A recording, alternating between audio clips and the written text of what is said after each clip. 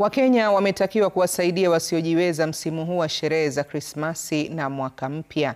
Akizungumza katika eneo la Falkland viungani mwa mji wa Kitale baada ya kutoa vyakula kwa wakazi wa mapato ya chini, Askofu Jim Ndurichi kutoka Bungoma alisema kwamba hali ngumu ya maisha imewaathiri Wakenya wengi, hali inayowafanya baadhi yao kushindwa kusherehekea msimu huu wa sherehe.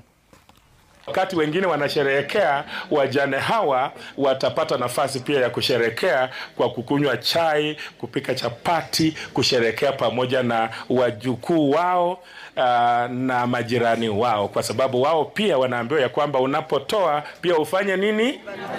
Pia unabarikiwa na unabariki wengine. Kwa yale ambayo unatenda. Kwa kweli wanasema matendo yako yatakutambua popote unapotembea.